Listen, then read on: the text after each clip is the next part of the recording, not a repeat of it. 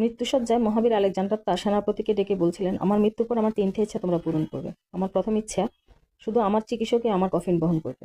আমার দ্বিতীয় ইচ্ছা, আমার কফিন যে পথে কবরস্থানে নিয়ে যাওয়া হবে সেই পথে আমার অর্জিত সোনা রূপাগুলো ছড়িয়ে দিবে।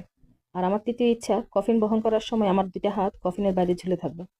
তার সেনাপতি তখন তাকে এই বিচিত্র ইচ্ছা কেন তা জানতে প্রশ্ন করলেন।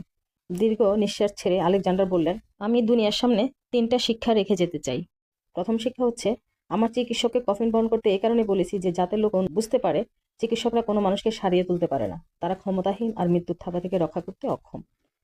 আর দ্বিতীয় ইচ্ছা, কবরস্থানের পথে আমার অর্জিত সোনাদানা ছড়িয়ে যেতে বলেছি, এই জন্য সোনাদানার একটা কোনো আমার সঙ্গে যাবে না। এগুলো পাওয়ার জন্য সারাটা জীবন ব্যয় করেছি, কিন্তু নিজের সঙ্গে কিছুই নিয়ে যেতে পারছি না। মানুষ বুঝুক এসবের পেছনে ছোটা সময়ের অপচয় মাত্র। তৃতীয় ইচ্ছা, কফিনের বাইরে আমার 2টা হাত রাখতে বলেছি এই জন্য যে এটা জানাতে যে আমি খালি হাতে পৃথিবীতে এসেছিলাম, আবার খালি হাতে ফিরে যাচ্ছি। আমার 2 হাতে কোনো কিছুই কিন্তু নিয়ে যাচ্ছি না।